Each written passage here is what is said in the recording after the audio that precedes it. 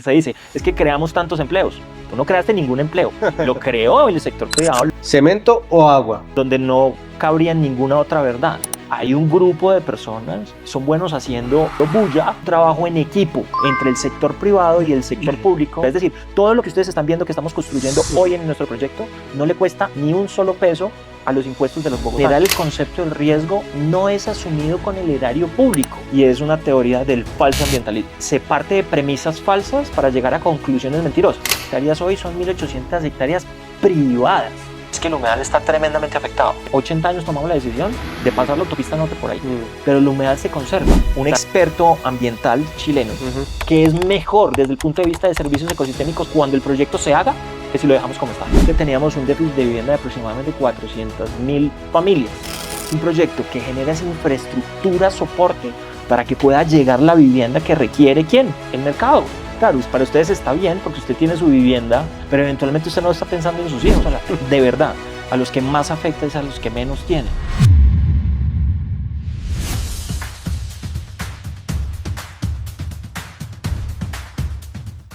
Hola, bienvenidos a otro episodio de Colombia Futura. Hoy estoy con Alejandro Callejas. Él es el gerente, el líder detrás de Lagos de Torca, que es un megaproyecto que se está desarrollando en Bogotá, pero que es también un cambio de modelo y un nuevo paradigma sobre cómo va a ser el futuro de las ciudades y por lo tanto de Colombia. Hola Alejandro, ¿qué más? Bueno, Julio, Oiga, muchas gracias por recibirme en su oficina. al revés, usted sabe que estoy no solamente contento, sino honrado de poder estar aquí con usted. Me he visto sus capítulos anteriores, así que pues para nosotros y particularmente para mí es un privilegio poder aquí contar las cosas cuando me ha antecedido gente tan importante en nuestro país. Gracias, Alejandro. Hemos conversado de que usted ha tenido una trayectoria en el sector público y ahora también pues en el sector privado. Pero uno ha tenido siempre la noción de que las transformaciones sociales, el bienestar social se construye, o eso es lo que nos han contado al menos, únicamente desde el Estado, ¿no? En la provisión de servicios de educación, de salud, de seguridad, bueno, todos los servicios públicos.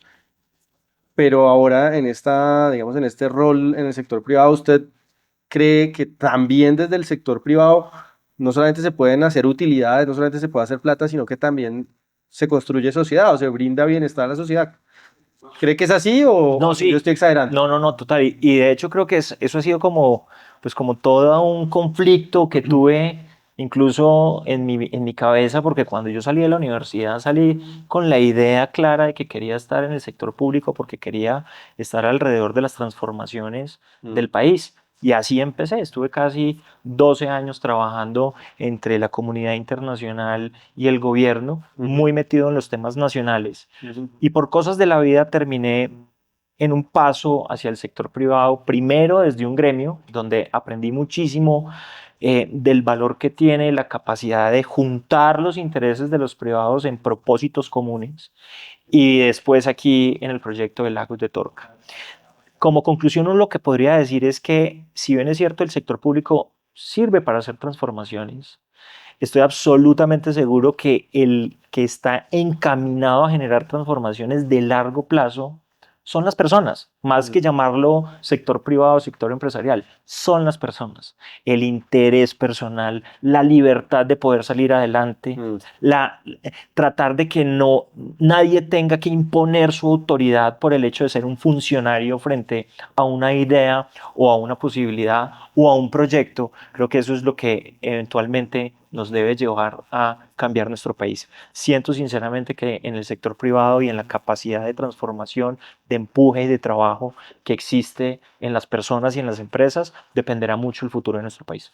Yo creo que el elemento ahí crucial por el cual a veces se sataniza o se deslegitima lo que se hace desde el sector privado es el ánimo de lucro. Entonces es como usted tiene ánimo de lucro, no está haciendo nada por el bien de los demás, sino únicamente por llenarse de los bolsillos de plata y por un interés egoísta. Así operan las empresas, los gremios, toman decisiones como con el único elemento en la cabeza, llenarse los bolsillos, o hay otros factores en juego a la hora de decidir qué proyecto hacer, dónde poner una inversión, cómo hacer esa inversión. Pues yo quisiera arrancar diciendo que el ánimo de lucro no es malo. Mm, De hecho, es una motivación muy importante que tienen los seres humanos mm, en general. Diría que si hay algo que nos une a los seres humanos es tener ánimo de lucro. Tal vez hay unas personas que son más exitosas que otras en ese propósito y eso es lo que a veces eventualmente entra al proceso de satanización. Pero el ánimo de lucro como tal, per se, no está mal. ujú, Ahora, cada vez que usted tiene la oportunidad de conversar con los grandes empresarios de este país, y no solamente con los grandes, digamos en tamaño, sino en sus fortalezas como empresarios fuertes y que han sacado negocios que por 100 años, familias que han tratado de sacar, así sean negocios pequeños, pero que son sólidos, los acompaña un propósito mayor al ánimo de lucro. Casi todo el mundo termina teniendo es una responsabilidad frente a lo que pasa con sus trabajadores, mm. con sus clientes, con sus barrios, con sus ciudades y con su país. Yo siento sinceramente que la motivación de las personas al hacer las grandes empresas, muchas veces incluso el dinero y el ánimo de lucro terminan siendo un tema secundario. Mm, Es mucho más fuerte la idea de poder de trascender en, pues en cualquier actividad que las personas quieran hacer, sea en construcción, sea en el sector industrial, en el comercial, todo el mundo lo que termina persiguiendo es una idea, porque entre otras cosas, creo yo, que los negocios que fracasan son los negocios que arrancan pensando simplemente en cuánta plata voy a hacer, porque pierden el norte. Realmente, cuando hay un propósito detrás, cuando hay una idea sólida, es que realmente pues las ideas funcionan y eso como consecuencia trae la posibilidad de tener un lucro importante. Ahora, también pensémoslo desde un punto de vista. Si usted pone el ánimo de lucro, y perdón, me le tomo la palabra, y usted pone el ánimo de lucro en el sector privado, el sector público, el ánimo de lucro en el sector privado es legítimo y además es de frente. mm, El ánimo de lucro que es terrible y que deberíamos criticar todos los días es el ánimo de lucro que viene detrás de un discurso del sector público, mm, porque ese es el disfrazado y ese es el claro. que nos lleva todos los días a tener estos escándalos de corrupción terribles en los que hay unas mangualas simplemente alrededor de las necesidades sociales que termine un mundo de gente haciendo plata de la manera que no es. Sí, los políticos suelen tener ese, como esa aura de, aura mística de altruismo, ¿no? De estoy aquí únicamente por el bien del país, yo estoy aquí como regalándome o haciendo una obra en favor de los otros y los intereses privados que todos los tenemos, ¿no? De todos tenemos esos intereses El de progreso, progreso, claro. de vivir mejor,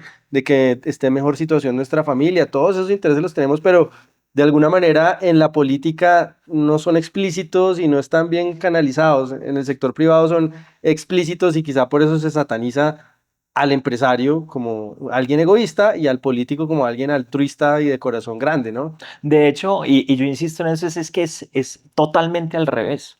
El empresario y la gente en el sector privado y lo que he vivido en mis últimos casi 5 años y digamos he tratado de entender es que detrás del empresario la idea de la generación de negocio, Mm, la generación de empleos que paga él, la generación de impuestos que paga él, el sacrificio de su tiempo que es su propio tiempo por el que él mismo se paga eh, a veces se sataniza en una narrativa extraña de un sector que ha tratado de satanizar este tipo de cosas, pero no satanizamos cuando se dice, es que creamos tantos empleos.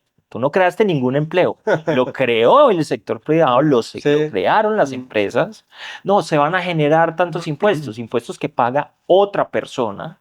Entonces, de ahí yo sí creo que deberíamos tratar de hacer un balance y más que hacer un balance es empezar a educar a las personas y de ahí un poco el mensaje de ustedes que nos están viendo, sobre todo a la gente más joven, de ujú, entender la importancia que tiene la iniciativa privada, los negocios, la idea de poder salir adelante por sí mismo, por su propio esfuerzo, sin decir que el sector público no se necesita, también se necesita y se necesitan servidores públicos buenos, que no tengan intereses oscuros, que mm. también los hay. He tenido la fortuna de trabajar con muchos líderes políticos de este país y que realmente pues admiro por su condición, lo que eso no significa que ellos mismos no piensen en sus propias familias, en su propio desarrollo personal, Mm. profesional, etcétera. Hay otro elemento que es importante, es el asunto de la eficiencia o de la capacidad para ejecutar bien las obras. Y ahorita vamos moviendo hacia ese tema, pero yo estoy convencido que tiene mucho que ver con el asunto de la meritocracia. Sabemos que no es perfecta, que no exactamente los mejores ascienden, pero en la política y en el mundo del Estado es muy frecuente que se nombre al recomendado, al que es amigo de este personaje que apoyó en la campaña, versus el sector privado, en donde generalmente el crecimiento está mucho más relacionado, sin que eso sea perfecto, Ujú. que también existen roscas, también existen amigos, pero generalmente está mucho más ligado a qué tanto aporta valor a la organización, a la empresa, al desarrollo del proyecto. O sea, ese tipo de cosas, ¿no? Como la burocracia versus el ascenso más meritocrático en el sector privado también modifica toda la ecuación, hace que en el sector privado se ejecuten mejor los recursos, haya más transparencia o... Yo más bien lo trataría de poner que en ambos espacios hay un proceso de selección natural. Cuando usted está hablando del sector público, usted necesita unas condiciones y unas características muy particulares que lo hacen destacarse frente a otro. Ujú. El hecho de que usted esté en una rosca o esté en una o en otra, pues también habla de usted, porque usted llega de alguna manera a ese punto y crece a partir de ahí. Y lo mismo pasa en el sector privado. El proceso de selección natural en el sector privado, pues, tiene unas condiciones distintas porque tiene unos propósitos diferentes. Mm. Y creo que los dos, como selección natural, funcionan. El gran problema es cuando desde el Estado se quiere ocupar el sector que naturalmente le pertenece al sector privado. Mm. Cuando el sector público quiere empezar a desarrollar actividades que propiamente deberían estar en otro tipo de esquemas, es donde falla. Porque entonces si quiere empezar a hacer negocios, si quiere empezar a hacer obras, si quiere empezar a hacer cosas que son propias del ambiente natural de las empresas, el proceso de selección natural para llegar allá no era el mejor, por ejemplo, para manejar una compañía. Una compañía donde usted tiene que tener claro pues, cómo es una contabilidad, cómo se leen unas finanzas, cómo se lidera un equipo de trabajo, cómo se gestiona una junta directiva, cómo se hacen reportes, cuáles son las consecuencias de las contrataciones, etcétera.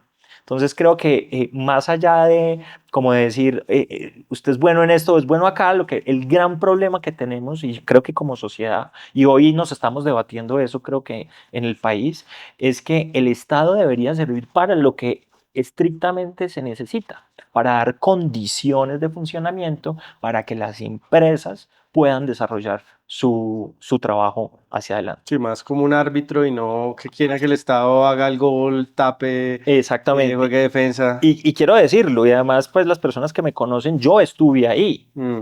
Yo estuve ahí crecí, ahí me hice. Mm. Sin embargo, mirando atrás un poco también desde la autocrítica, eh, creo y siento realmente que tenemos que aprender a que cada uno se dedique a hacer lo que sabe y que en ese punto, cuando logramos encontrar eso, nos podemos unir y trabajar conjuntamente en propósitos comunes, pero no tratar ni que el privado sea el árbitro, que le queda muy difícil, ni el Estado tratar de entrar en el desarrollo de las actividades empresariales porque pues no le es natural y como no le es natural lo que termina pasando es que se hace mal. Hay gente pues que toda su vida profesional la hace desde el Estado, que no están sometidos a una junta directiva, a un estado de resultados, a cumplir metas comerciales. Muchas personas que trabajan en el sector privado están siendo revisadas su desempeño y su labor casi día a día, ¿no? Desde el Estado a veces se mira con algo de desconocimiento cómo funciona el sector privado. Yo tengo la sensación de que hay muchos funcionarios que como solamente han trabajado en el Estado no entienden cuáles son las dinámicas, cuáles son las complejidades de las empresas y solamente se dedican a señalarlos, ¿no? A juzgar los errores que hay en el sector privado sin conocer pues, como cuáles son los mecanismos y cuáles son las complejidades de las empresas. Sí, y creo, Julio, para ser totalmente, digamos, honesto, creo que el desconocimiento es de lado y lado.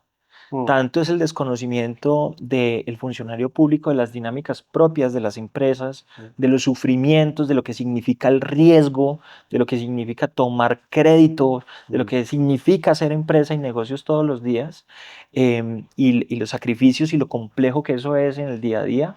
Como también hay un desconocimiento muy fuerte desde el sector privado de las dinámicas que tienen las personas que toman decisiones en el sector público. mm, Recordemos nosotros que detrás de cada decisión hay una contraloría, una procuraduría, o sea, hay una cantidad de cosas que están alrededor del ambiente del funcionario público que no se le hacen fácil y que creo que en la medida que, como usted dice, pues tratemos de entender y ponernos en los zapatos del mm, otro, podría funcionar bastante bien. Ahora, creo que lo que sí es cierto es que tratar de montar estereotipos como en las actividades es lo que a veces nos mata. mm, Entonces, por ejemplo, cuando desde el funcionario se considera que el empresario, no importa, es que ese señor, allá hay unos recursos o allá hay una plata, no ha tenido en cuenta todo lo que ha pasado para que ese señor tenga esa plata y lo que significa en ese momento tener el riesgo de tener esa plata donde está.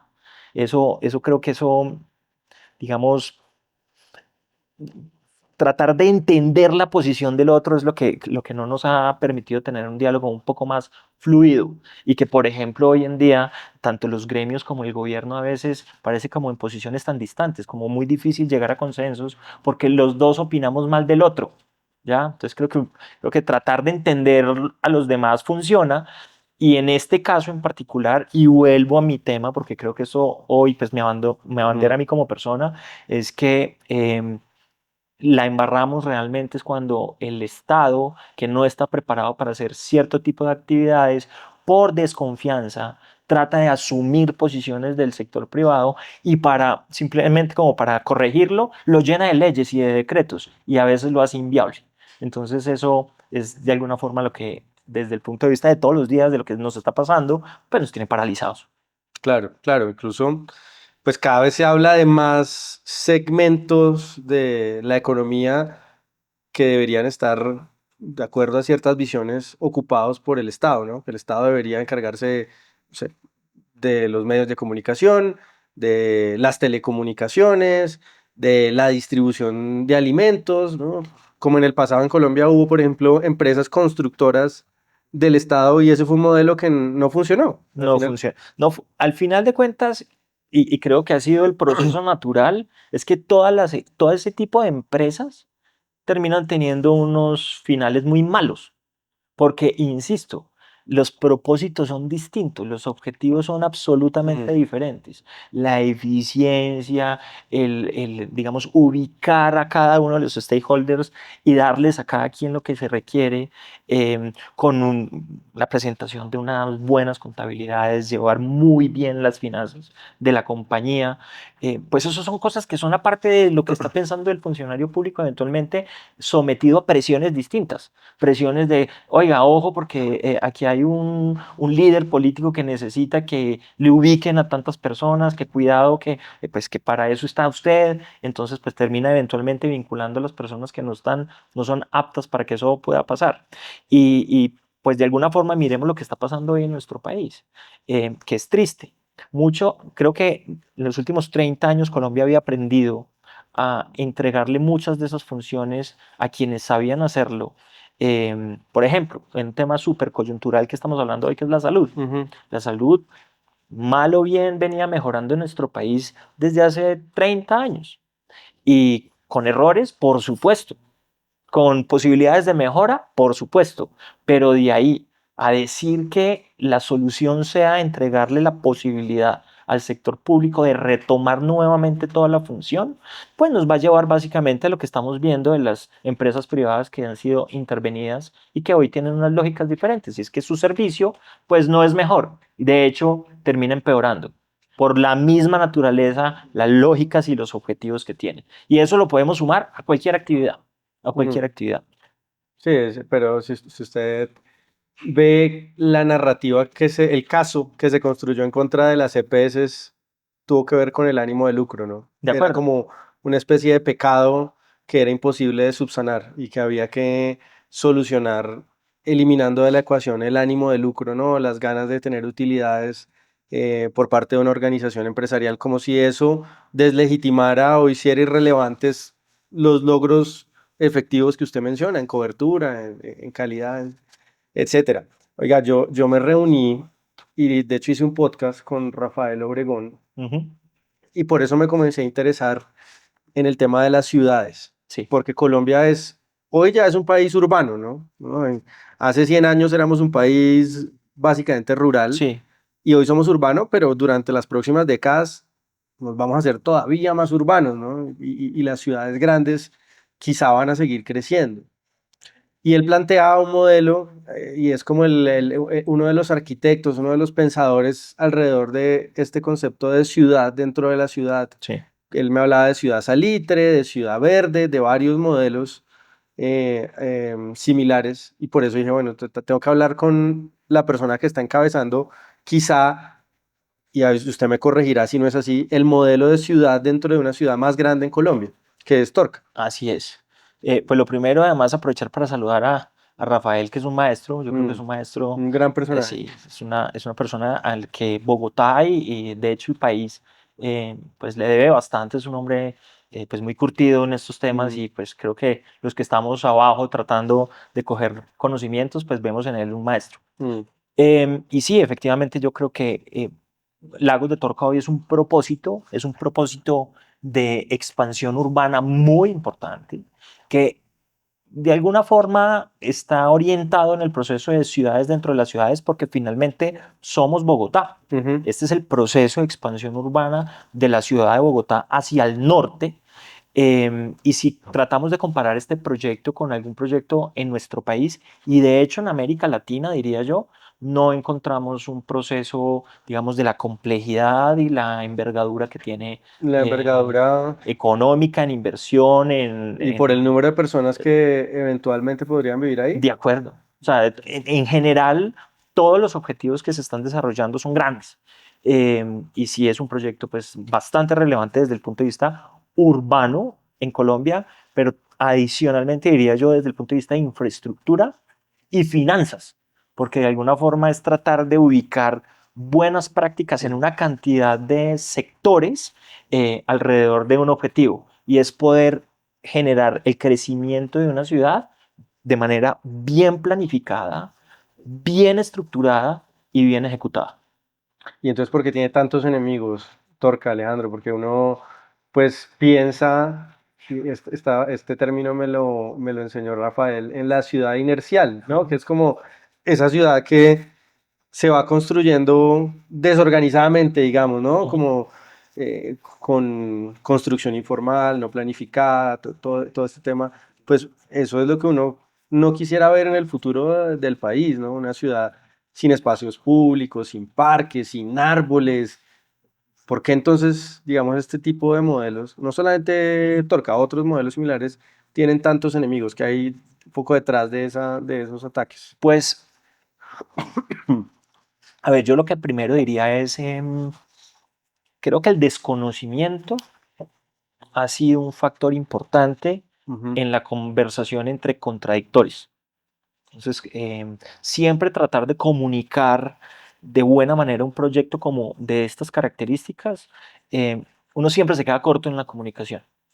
Y eso se ha aprovechado desde el punto de vista político, creo yo, en construir una narrativa mm, con, pues como lo estamos viendo en el país, polarizante, ujú, en la que se ha construido pues una idea de que no puede haber un desarrollo, por ejemplo, ambientalmente sostenible, ujú. cuando en el mundo entero se ha mostrado que no solamente sí se puede, sino que es absolutamente necesario poder crear, seguir creando bienestar, pero un bienestar consciente con, digamos, las estructuras ambientales que nos rodean. Que ellos lo plantean y dicen cemento o agua. Toca Exacto, escoger o más cemento, pero nos quedamos sin agua. de Eso es lo que acuerdo, ellos dicen. de acuerdo. Usted Son, dice que no, que son es posible. posiciones como son, tratan de poner posiciones absolutas Mm, donde no cabría ninguna otra verdad.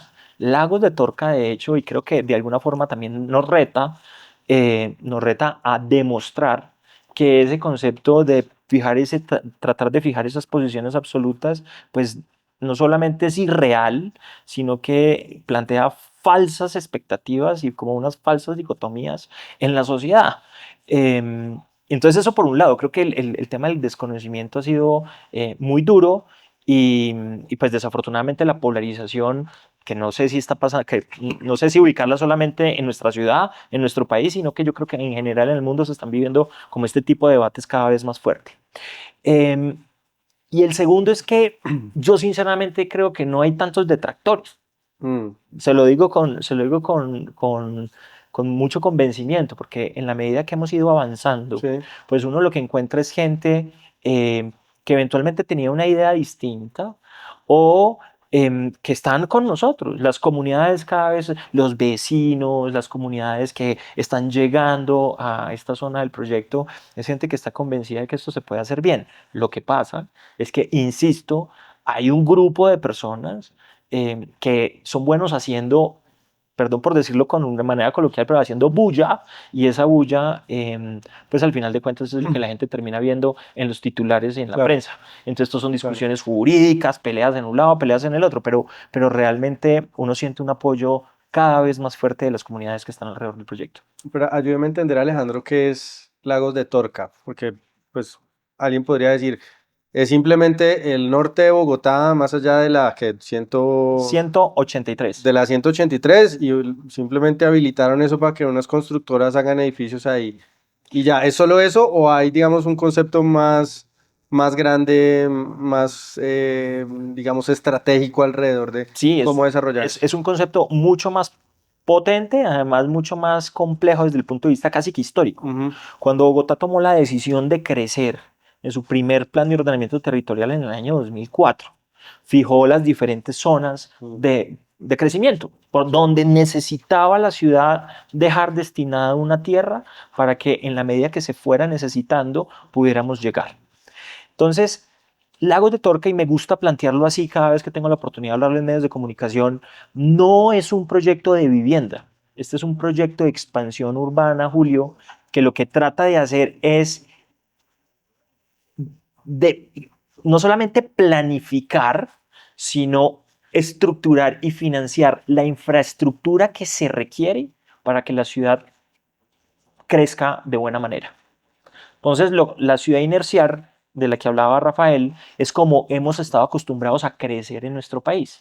A la medida que van llegando necesidades, se van construyendo viviendas, unas formales y muchas informales, sin servicios públicos, sin vías, sin equipamientos urbanos, sin parques, metiéndonos dentro de la estructura ecológica principal y terminamos haciendo las ciudades pues, que desafortunadamente hoy tenemos. mm, Lagos surge como un ejemplo que busca hacer una planificación desde el principio de qué se requiere para que la ciudad pueda crecer bien desde el punto de vista de toda la infraestructura soporte. ¿Qué significa eso? Toda la estructura ecológica principal, los servicios públicos, las vías, los equipamientos urbanos, el comercio, la generación de empleo y las viviendas. Ahora, ¿cuál es la diferencia entre Lagos de Torca y lo que normalmente podría pasar en cualquier parte de nuestro país? La diferencia es que esto normalmente lo tendría que hacer la ciudad de Bogotá. Aquí hubo una decisión en el año 2017 de hacer un trabajo en equipo entre el sector privado y el sector público para que el sector privado aportara los recursos para poder hacer toda esa infraestructura. Es decir, todo lo que ustedes están viendo que estamos construyendo hoy ujú. en nuestro proyecto no le cuesta ni un solo peso a los impuestos de los bogotanos. Pero en la medida que vamos terminando toda esta infraestructura, el beneficiario es Bogotá, porque nosotros hacemos una vía e inmediatamente se la entregamos al IDU. Ujú. Hacemos las redes, se las entregamos al Acueducto de Bogotá. Hacemos los parques, se la entregamos al IDRD. Y así sucesivamente. Entonces, O sea, ustedes construyen la vía como compensación o como, digamos, una suerte de impuesto para poder desarrollar el área. sí, el esquema es chévere porque, digamos, un poco la filosofía que hay detrás de esto es que, pues primero, el soporte urbano, toda esa infraestructura que tendría que hacer la ciudad, la hace el sector privado y la hace contra qué, porque pues todo, no hay almuerzo gratis, como Sí, se sí. dice. Mm, Lo que se hace es un intercambio de edificabilidad por recursos. Entonces, para usted poder construir metros cuadrados y poder hacer las grandes construcciones que estamos haciendo, Ujú. tiene que pagar por ese metro cuadrado. Y entonces en nuestros proyectos, pues no son un metro cuadrado, son cientos de miles de metros cuadrados que llegan a una fiducia y desde la fiducia que administramos aquí en Lagos de Torca, hacemos la estructuración y la ejecución de los proyectos de infraestructura. Ahora, detrás de eso viene una conversación y se dice, oiga, pero ¿y entonces ustedes van a llenar eso allá de edificios y qué va a pasar pues con la ciudad soñada de la que ustedes tanto están hablando? Pues si bien es cierto, esta es una ciudad que va a ser densa en altura, porque entre otras cosas el modelo busca es que utilicemos muy bien la tierra, Sí. ¿listo? La generación de espacio público abajo es muy generosa. Mm. Cuando hagamos todas las obras de infraestructura que tenemos alrededor de nuestro proyecto, vamos a llegar a 8 metros de espacio público por habitante.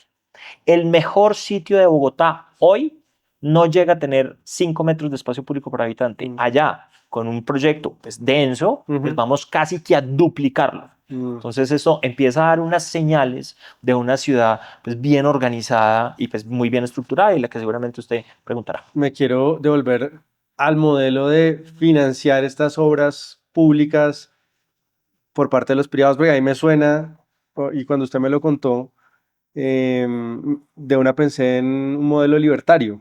No, sé que exactamente no es el purismo libertario, pero es como desde el sector privado, con una intervención, digamos, menor, el Estado al final está regulando todo, está poniendo las reglas de juego, pero de todas maneras el sector privado, en lugar de pagar un impuesto, lo que está haciendo es gestionar unos recursos para construir obras públicas, ¿no? Y que benefician no solamente a la gente que va a vivir en Torca, ¿no? Me imagino que esto no va a ser como un conjunto cerrado, sino que cualquier persona que vaya por una vía de Bogotá puede entrar y luego salir y seguir su recorrido sin pasar por una portería. Claro, es que no se puede pensar ni siquiera en un conjunto cerrado porque recuerden ustedes, esto es la expansión de Bogotá. Claro, Aquí va a haber no es 135 un mil. mega conjunto cerrado. Exacto, no es un mega conjunto cerrado. Esto es cómo crece Bogotá. Otro barrio de Bogotá, digamos, Casi, casi que otra localidad, otra sin serlo propiamente, sí, porque nosotros estamos ubicados entre la localidad de Suba y Usaquén, sí. pero pues digamos, esto es prácticamente el tamaño de cualquier localidad grande de nuestra ciudad. 135.000 unidades de vivienda son más o menos, dependiendo del índice de ocupación, más o menos entre 400 y 500.000 personas. Entonces, un constructor para poder hacer un edificio, vamos a decir cualquier cosa, de 10 pisos, puede ser, y para que tener el permiso del Estado para construir ese edificio, tiene que poner una plata en una fiducia, y esa fiducia lo que hace con esa plata es contratar unas obras. Así es. Y es decir, es el sector privado también contratando y haciendo la auditoría, la interventoría de las obras, es la ejecución, la construcción, todo es privado. Entonces, del planteamiento que usted hace, sí, digamos que si uno no lo había pensado propiamente, pero sí podría ser un proyecto lo más parecido a un modelo libertario que tenemos hoy en el desarrollo de infraestructura, por lo menos urbana en nuestro país, en el que el Estado, yo creo que aquí hubo una decisión muy interesante, y es que el Estado hace lo que sabe, y es que fija las reglas de juego, da los permisos y dice, bueno, listo, a partir de ahora entonces juegue usted en esta cancha y en la cancha entran los jugadores que se han preparado toda la vida para jugar muy bien el partido. Entonces aquí el Estado reguló, definió de alguna forma la visión que se quería de esta ciudad, definió los planteamientos, cuáles eran las vías, por dónde están los parques, o sea, hizo el planteamiento urbanístico de lo que significa el proyecto en general y a partir de ahí le entrega al sector privado la responsabilidad de, a partir del proyecto, es decir, para usted poder construir esos metros cuadrados, tiene que pagar por ellos, fijar un mecanismo de estructuración estructuración, financiación y ejecución de toda la infraestructura que tenemos que hacer hoy en nuestro proyecto. Ayer estábamos hablando con un medio de comunicación y para que ustedes se hagan una idea, solamente la infraestructura soporte que tenemos que hacer desde aquí, desde la gerencia de Lagos de Torca, está hoy evaluada más o menos entre 4 y 5 billones de pesos.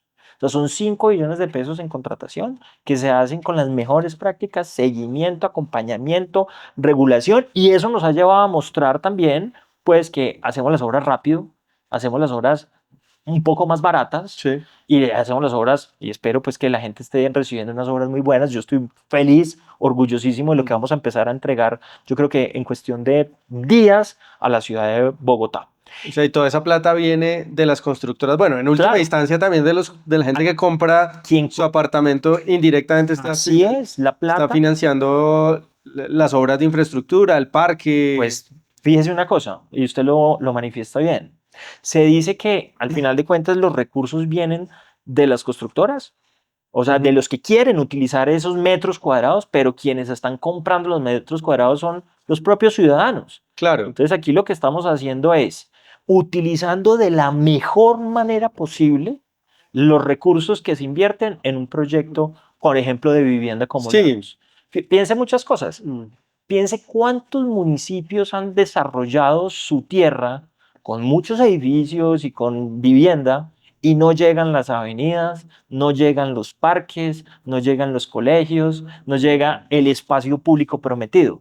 Este es un mecanismo que asegura que de manera eficiente se utilizan los recursos de todos los actores en el propósito de sacar un modelo de ciudad bien estructurado y bien hecho. Claro, si usted lo podría ver de la siguiente manera, es los constructores ponen una plata, pero es por la expectativa futura, y volvemos al ánimo de lucro, la expectativa futura de unas utilidades, pero financian la ejecución de unas obras y luego ellos recuperan esa inversión desarrollando unos proyectos de construcción. O sea, Así es, así es. es Esto la es una... empresa privada financiando el desarrollo de infraestructura Exactamente, pública. Al exactamente. final, obviamente, como todos, lo pagamos las familias, las personas, los individuos, siempre terminamos, pues, digamos, es el núcleo básico de la sociedad y siempre es así, financiamos las obras, pero es la empresa como un mecanismo para financiar esas obras, ¿no? Y que usted me dice, pues hay casos en donde la eficiencia en la ejecución, la rapidez ha sido mejor. Aquí en Bogotá, pues tenemos un caso que es la 68, que la gente está desesperada, digamos, cómo se demoran. Y bueno, en Colombia tenemos elefantes blancos por doquier. Deme un ejemplo de alguna de estas calles, avenidas nuevas que se están haciendo en Torca que, digamos, lo haya sorprendido incluso usted en términos de lo bien que se ha desarrollado. Entonces, lo primero, como para cerrar el primer punto, es tal cual. Lo que hay aquí es una gestión de riesgos y financiamiento, pero no en cabeza del Estado, que no debería estar para eso, sino en cabeza de las empresas. Y a partir de ahí, en la gestión de esos riesgos y esos financiamientos, es que se puede construir un proyecto como estos, de manera eficiente y funciona.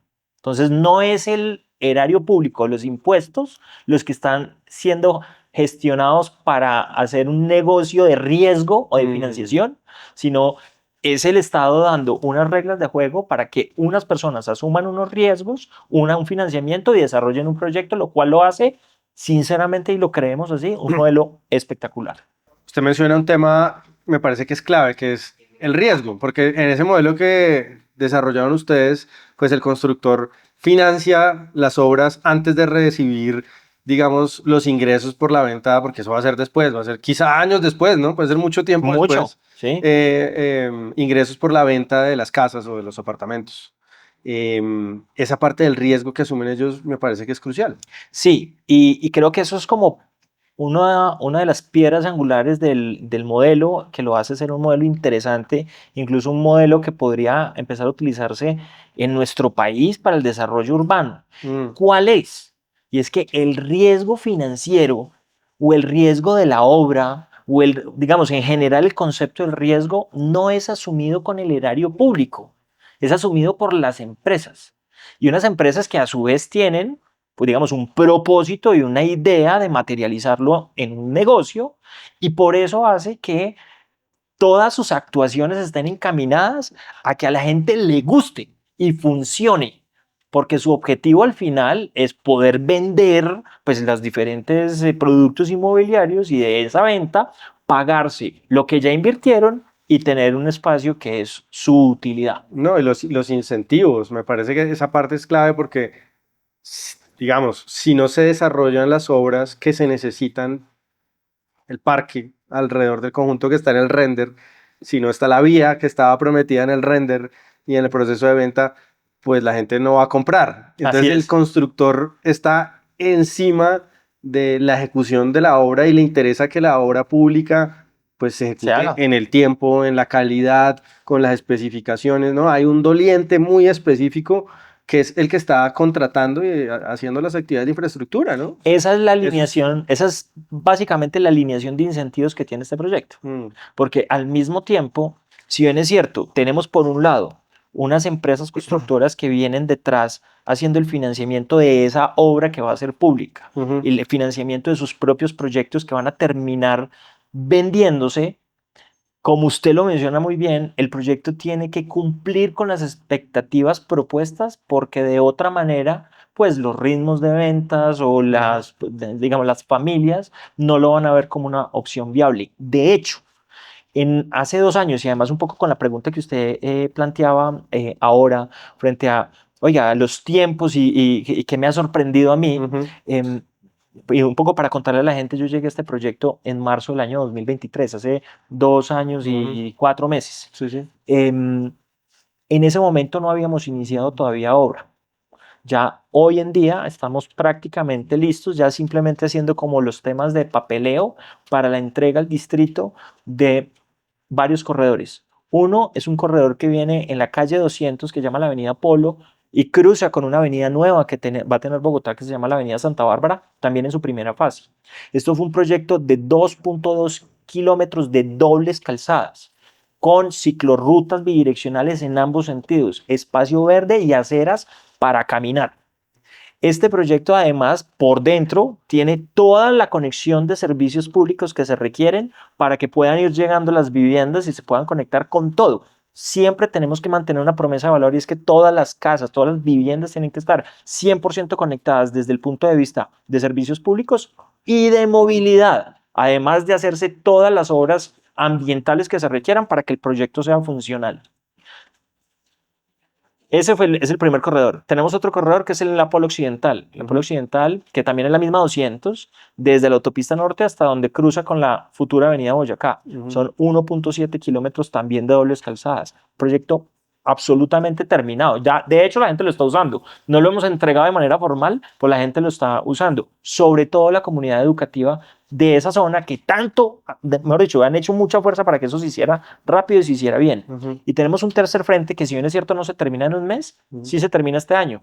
Se debe terminar entre octubre y noviembre de este año. Estamos haciendo la Guaymaral Occidental, que es ujú. la 235, donde también la comunidad educativa, no sé si usted recuerda, en estos días tuvimos una discusión hace como 3 meses porque había habido unos paros de unos señores que estaban ahí, que habían parado y los niños habían esperado por horas para que se desatorara ese corredor. Esto va a ser también doble calzada, con ciclorrutas, con andenes, etcétera. ¿A qué voy?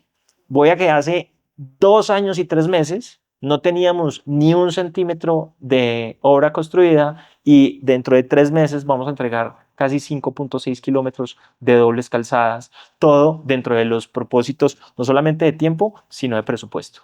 Entonces creo Ujú. que eso también es un mensaje pues muy interesante de poder alinear expectativas entre pues diferentes actores. Nosotros tenemos aquí un trabajo en equipo con la Alcaldía de Bogotá, pues espectacular, con el propio director del Instituto de Desarrollo Urbano que hace obra pública. Y yo entiendo las dificultades que tiene y las diferencias tan gigantes que tiene hacer una obra desde la Ley 80 o desde el sector privado, con todas las restricciones que se tienen desde el sector público, pero de alguna forma también es un llamado a decir, oiga, si esto funciona, sigamos ampliándole el radio de acción porque realmente es una manera no solamente eficiente, sino transparente de gestionar los recursos. Bueno, y se comienza uno a preguntar también un modelo similar a este, ¿en qué en qué otros sectores podría ser aplicado, ¿no? Por ejemplo, cómo se podría hacer infraestructura educativa, por ejemplo, Ah, con un modelo similar en donde,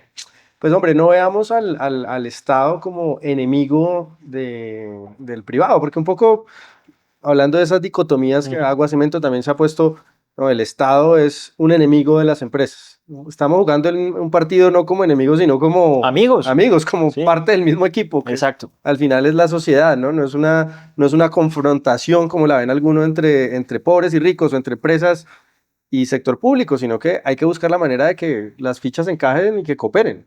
Sí, y yo creo que, fíjese una cosa, Julio, y casi que yéndome a la primera pregunta que usted me decía, oiga, y de pronto los enemigos que pueda llegar a tener este proyecto, yo creo que este proyecto eventualmente también, digamos, está luchando contra un sector de la sociedad Ujú, que es negacionista y que de ujú, alguna forma trata de que las cosas no pasen, porque si pasan, pues se les cae su establecimiento. Fíjese aquí, el propósito al final es la expansión urbana de Bogotá bien hecha, bien sí. organizada para todo el mundo.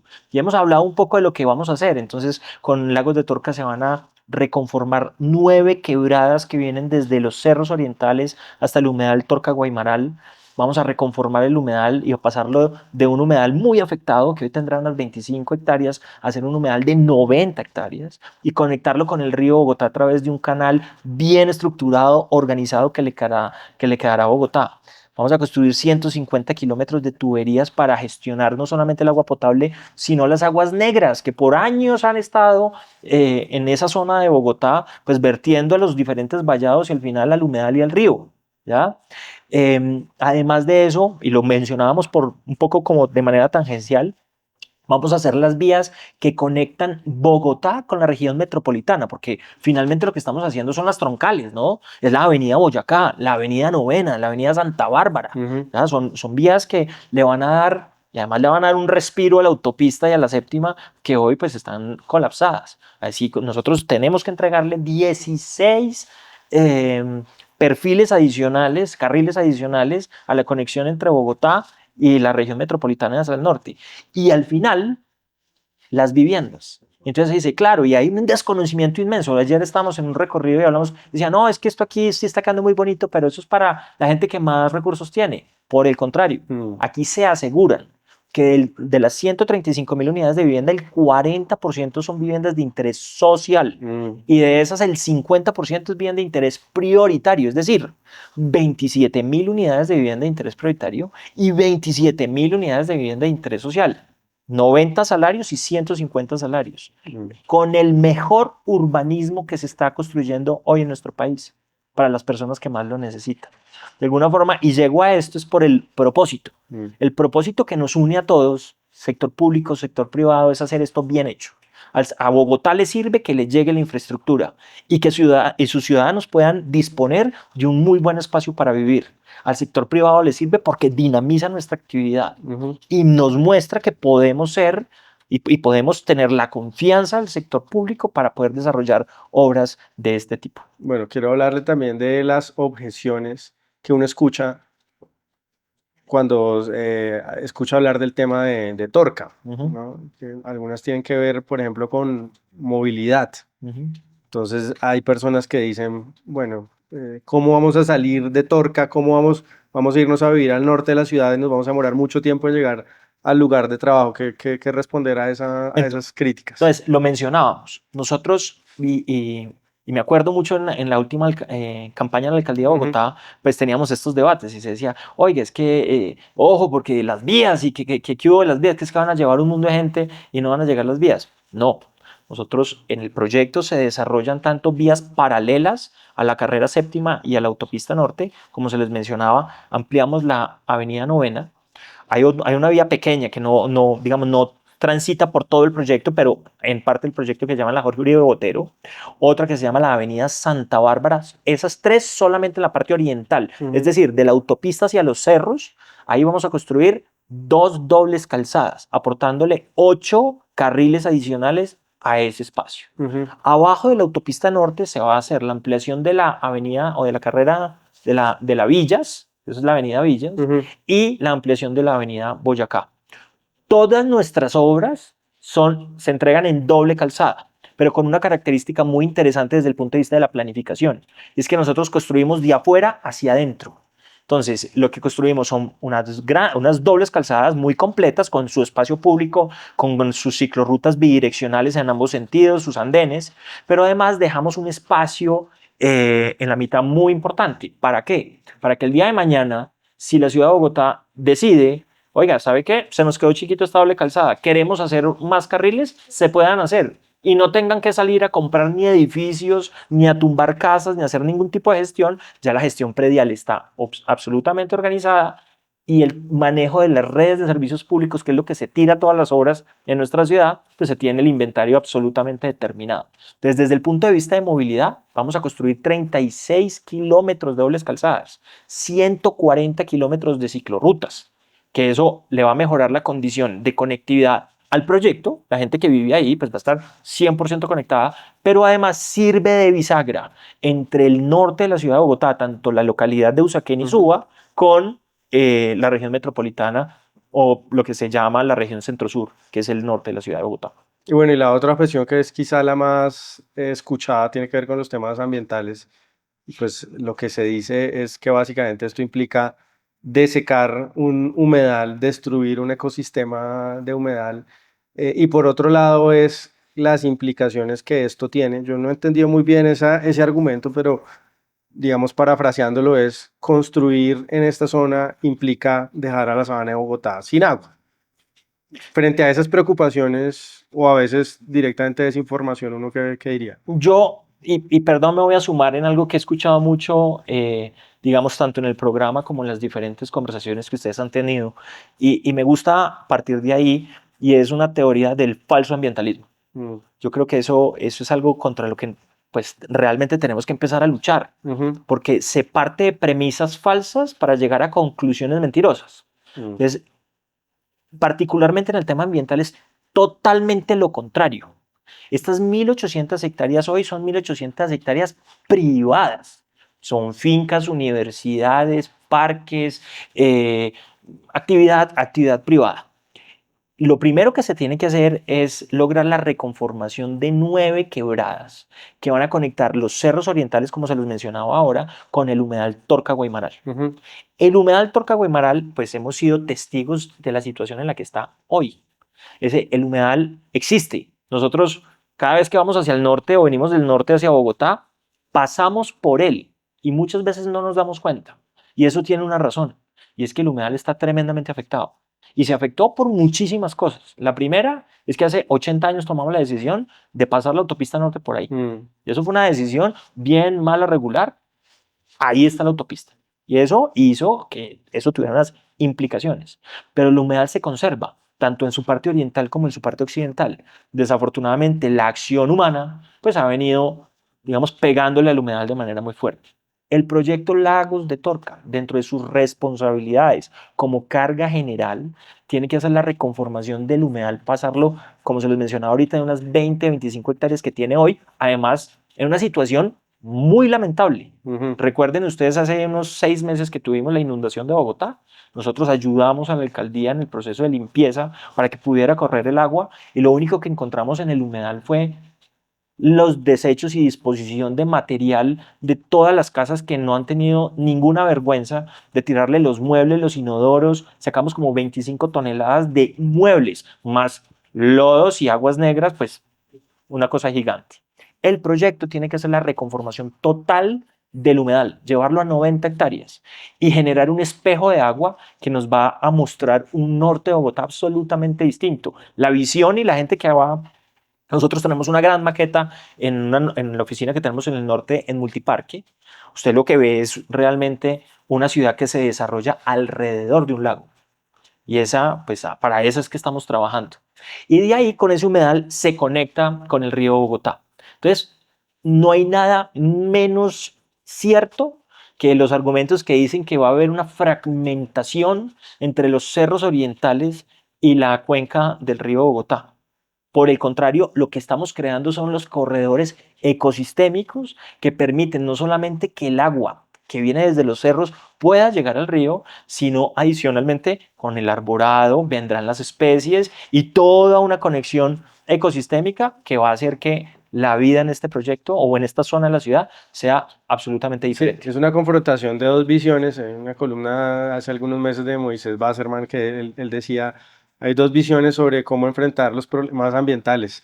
Una es no hacer nada, que son como esas visiones de dejemos las cosas tal como están, incluso como dice usted, que ya hay problemas ambientales, ¿no? Que Sí, ya lo que hay. vienen del pasado, por lo tanto, no hacer nada no es que sea la solución óptima. Y hay otra visión que es busquemos hacer las cosas bien e incluso mejorar las condiciones ambientales con la mano del hombre, ¿no? La acción humana, usted decía, puede generar destrucción, pero también puede generar restauración, ¿no? Por supuesto. Eso es un poco difícil de entender, ¿no?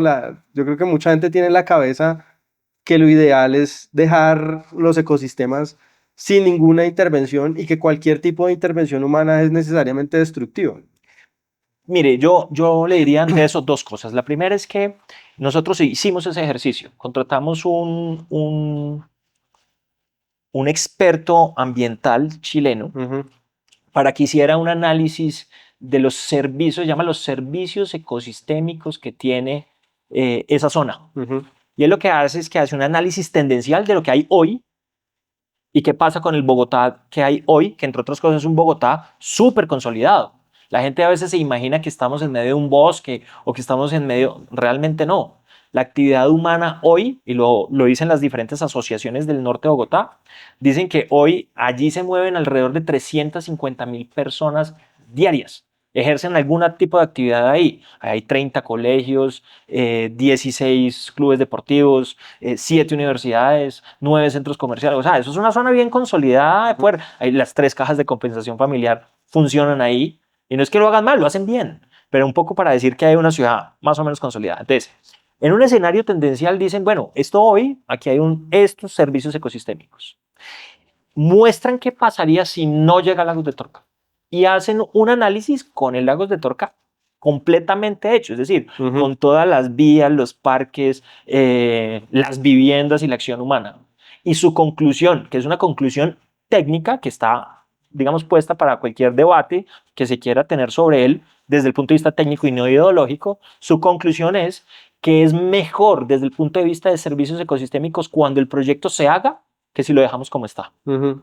Entonces, digamos, esa es una importante conclusión que creo que hay que poner sobre el tapete y sobre el debate. Porque usted dice, oiga, hay gente que dice que mejor no hagamos nada. La parálisis no es necesariamente mejor. Y yo le voy a decir una cosa, yo tuve la oportunidad de conocer en detalle el desarrollo urbano de nuestra región y esa parálisis no es real, porque la actividad humana sigue. Entonces aquí creo yo, y pues de pronto me estoy metiendo en unas honduras que no me corresponden, pero creo que aquellos que llaman por la parálisis no llaman a la parálisis. Lo que están es buscando un espacio para la informalidad.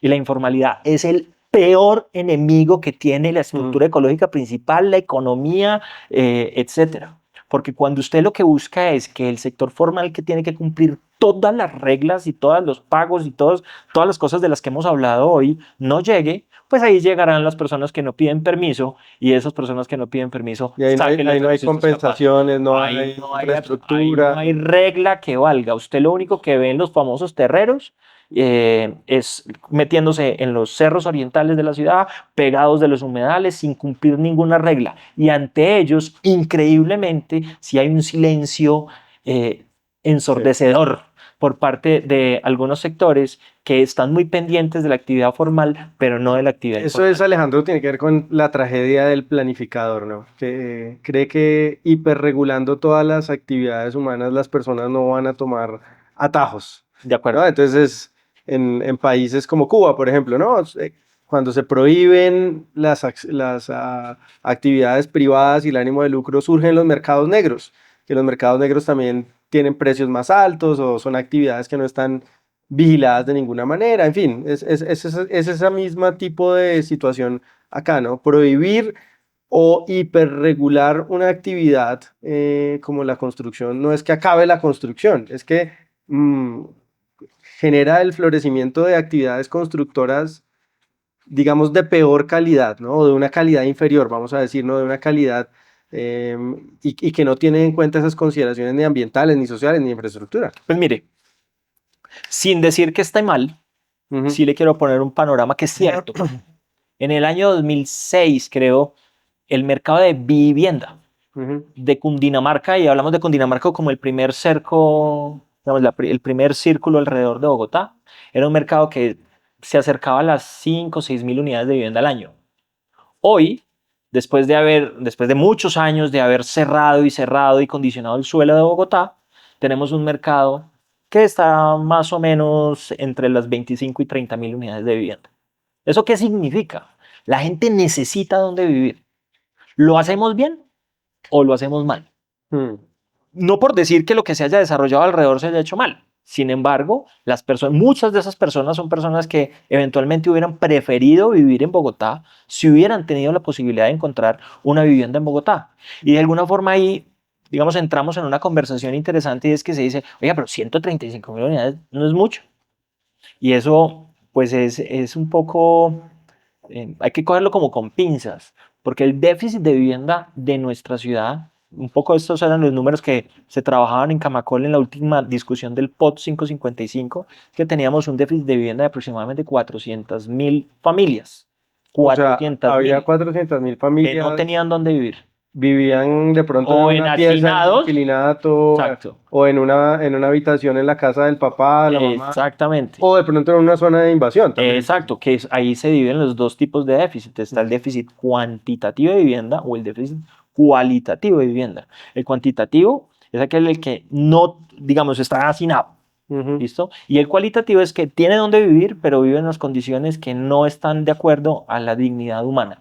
400.000 familias. Y eso súmele, que a mí me parece que eso es totalmente legítimo en el proyecto de vida de las familias, es las necesidades, digamos, de mejorar las condiciones actuales. Por supuesto. Hay familias que tienen una casa o un apartamento digno, bien construido, todo, pero es una pareja y luego tienen un niño o dos niños, pues su aspiración es vivir en un lugar Más grande. quizá más grande o quizá que tenga parques alrededor, ¿no? Esa demanda, digamos, fruto también del avance, del crecimiento de las familias o simplemente quieren tener una casa más bonita o en un lugar mejor, ¿no? Eso también es una demanda que se agrega a ese déficit que usted menciona, que es Claro.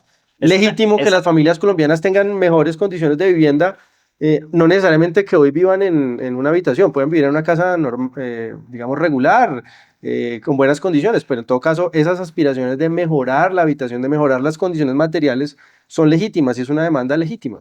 Eso me lleva a contarle otro dato, y es que así se crean los hogares todos los años en nuestra Mm, ciudad. En un ejercicio que hacía planeación distrital, creo que es en el año 2019, en Bogotá se estaban creando 60.000 hogares al año, mm, nuevos hogares, lo que no sí. significa más gente, porque hay gente, digamos, hay algunos sectores que han tratado de poner esta conversación en la demografía, de Mm, cuánto crece la ciudad en ciudadanos, y no es propiamente esa, sino cuánto crecen en hogares, mm. porque los hogares cambian. Antes las familias vivían 5 personas en un hogar, ya no. Ya los hogares, la mayor cantidad de hogares son una pareja y un niño O una persona con un perrito. o una persona con un perro o un gato, ¿ya? Entonces, eso ha hecho, entre otras cosas, Mm, que tuviéramos que reflexionar que es necesario hacer este tipo de proyectos importantes en número, mm. porque de otra manera no lo vamos a lograr. Fíjese, 60.000 hogares se crean al año y toda la construcción formal al año no logra hacer 40.000 unidades de vivienda. Es decir, ese déficit todos los días es más grande, todos los días es más grande. Por eso un proyecto de este tipo, de estas características, insisto, no es un proyecto de vivienda, es un proyecto que genera esa infraestructura, soporte para que pueda llegar la vivienda que requiere ¿quién? El mercado, la sociedad. Eso, de alguna forma, eso tampoco debería regularse, ni los metros, ni nada de esas cosas. Eso debería ser propio de lo que la gente esté buscando y cuánto esté dispuesta a pagar o a sacrificar. Pero bueno, esa conversación ya se dio y la perdimos en el plan de ordenamiento territorial.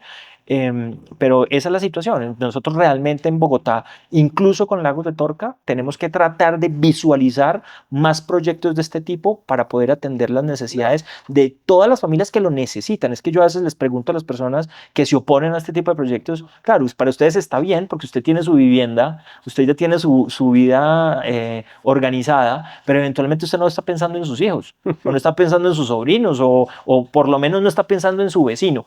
Y es el fenómeno también bueno, especialmente en ciudades como Medellín, que se ve con más intensidad del crecimiento del precio de los arrendamientos, aunque en Bogotá también estamos viendo ese fenómeno. Y eso está directamente ligado, a veces solamente se ve el lado de la demanda, ¿no? Y en Medellín, por ejemplo, le echan la culpa a los gringos que se están viniendo a trabajar remoto al poblado y ese tipo de cosas, y que eso está disparando el precio de los arriendos. Pero si uno va a economía de primer semestre de la universidad, pues los precios dependen de dos variables, ¿no? La demanda y la oferta. En este caso estamos hablando de oferta. Si no hay oferta de nuevos unidades habitacionales, no solamente esto tiene que ver con la gente que va a comprar, sino también con la parte grande importante de la población que arrienda, ¿no? En la medida en que haya menos oferta de vivienda, también los precios de los arrendamientos tienden a subir. Eso es lo que de alguna forma ya hace unos años em, pues tratábamos de anticipar, Mm, y es que para todos es importante que los proyectos se puedan hacer. Este ejercicio de planificación, como lo tiene Lagos de Torca, o la actividad propiamente de la construcción, es una actividad importante que nos toca a todos, lo queramos o no lo queramos, porque todos vivimos en una casa o en un apartamento. Todos vamos a trabajar en un edificio o digamos, en edificaciones. ujú. Está íntimamente ligado con todas nuestras decisiones naturales como familia, como empresarios, como trabajadores. Nos desarrollamos alrededor de eso. Si no hay oferta, que es lo que usted está mencionando, si no nos concentramos en hacer que estos proyectos se hagan bien, se hagan rápido, que cumplan los estándares que la gente está pidiendo, pues desafortunadamente lo que nos va a terminar pasando es pues un fenómeno que es irreversible, que es cuando no tenemos suficiente oferta y la demanda sigue creciendo, pues lo único que pasa es que los precios empezarán a subir. Claro, claro. Ahí yo creo que el punto crucial, que lo he escuchado en algunos casos de personas que dicen, no hace falta construir más. Es como si nos pudiéramos quedar, lo mismo que con el medio ambiente, Ujú. quietos en materia de construcción. Y es un poco lo que usted explica, que la demanda sigue creciendo y va a seguir creciendo en el futuro previsible, ¿no? ¿De acuerdo? A pesar de que incluso la población está creciendo menos, la demanda por vivienda todavía va a seguir creciendo durante muchas décadas en el pasado. Entonces, ¿qué pasaría si no se construye más? Si decimos, bueno, ya con las casas que estamos, nos quedamos y está bien, es suficiente. Pues eso tiene dos fenómenos que son muy fuertes. Primero, si no se genera la suficiente oferta, pues los precios tanto de la venta como del arriendo subirán, y eso de manera indiscutible terminará en un proceso y es obligando a las personas a que se tengan que ir de la ciudad. Y Mm, eso pues es un fenómeno bastante injusto, sobre todo con las personas más necesitadas, porque siendo la ciudad digamos, la facultad o la indicada para la generación de empleo, para la generación de oportunidades, por el otro lado es como si le estuvieran tratando de cerrar la puerta a una cantidad de gente que hoy quiere venir a la ciudad a poderse desarrollar. Yo personalmente soy, digamos, un inmigrante. Yo soy de Manizales, me vine para esta ciudad y amo Bogotá, la vivo como si fuera mi ciudad completamente, y aquí se está desarrollando mi familia, y yo no puedo creer que por el hecho de yo estar bien en este momento tenga el derecho, siquiera la posición de decir que otra persona no pueda tener la misma oportunidad que yo tuve. mm. Creo que es una posición francamente egoísta que yo no comparto y que sinceramente combatiré hasta lo que me quede fuerzas. Sí, es entender que sin actividad constructora, eso implica condenar a muchas familias, o como dice usted, a expulsarlas o de pronto también a vivir en Bogotá, pero en peores condiciones, o desplazando otros gastos de sus ingresos familiares en alimentación, en recreación, en lo que sea, dedicando mayor porcentaje a pagar el arriendo, De ¿no? Que eso acuerdo, también es un drama, porque de pues acuerdo. ojalá las familias tuvieran más plata, no sé, para pagarle la clase de piano al niño que quiere ser músico, para disfrutar de unas vacaciones, pero pues si tenemos vivienda más cara, menos asequible, pues esos proyectos vitales de las familias también se entorpecen. Entonces no hay eh, tal solución de quedémonos quietos y no construyamos más, ¿no? Eso no pareciera ser un... Digamos, tenemos la misma visión frente a ese tema, entre otras cosas, y creo que lo peor es que esto, de verdad, a los que más afecta es a los que menos tienen, Mm, porque habrá gente que podrá hacer algún tipo de sacrificio, sí, pero hay claro. otra gente que simplemente no puede hacer más sacrificios y le toca es buscar sentido o visión en otro lugar del país. Y hay voces, y además cada vez más fuertes, que dicen, sí, pues que aquí no cabemos más. Entonces, el no cabemos más, ¿qué significa? Que los que quieren venir no puedan venir, o que usted que está se tenga que ir. Mm. Porque no es justo que usted simplemente aproveche de estar en la ciudad capital, donde se generen todos los recursos, las posibilidades y otras personas no lo puedan hacer. Si usted de verdad es de los que toma esa decisión, pues dé un paso al costado y eventualmente valore su vida en otra parte. Y eventualmente sí déle la posibilidad a los que quieren venir a compartir en comunidad y en sociedad de nuestra ciudad. Y en eso creo que Lagos, y perdón por volver un poco al proyecto, es un proyecto tan importante, porque de alguna forma miren lo que hemos contado. Aquí es un proyecto que va a ser el mejor urbanismo del país sin importar cuál es su condición económica. Van a vivir alrededor personas que ganan 90 salarios mínimos, 150 salarios mínimos, perdón, que van a comprar una vivienda de 90 salarios mínimos, de 150 salarios mínimos o de 1.200 salarios mínimos. El urbanismo es el mejor que se puede generar para toda la, digamos, en conjunto, y eso le da la posibilidad a que las personas de verdad puedan dar un salto social. Yo los invito a conocer los proyectos de vivienda de interés prioritario que se han entregado hasta el momento en Lagos de Torca. Yo me paro allá y me siento orgulloso. Nosotros desde Lagos no hacemos vivienda, la vivienda la hacen los constructores, pero me siento orgulloso de trabajar con esas empresas para ver de verdad el nivel de vivienda que se está entregando. O sea, de verdad, estas viviendas de interés prioritario que se están entregando en Lagos de Torca podrían competir fácilmente con proyectos de estrato 3 y 4 de cualquier otra parte de nuestro país. Tremendo, Alejandro. Hombre, no, muchas gracias por contarme esta experiencia. Yo creo que esta visión de una empresa privada no enemiga de la sociedad, sino un componente fundamental del desarrollo social, hay que defenderla, ¿no? Porque es una visión que tiene muchos adversarios, tiene muchos enemigos que precisamente buscan copar todos los espacios donde hoy está la empresa privada y ahí también, y ahí sí que hay ánimo de lucro no legítimo y no revelado, que es muy peligroso como hablábamos al principio.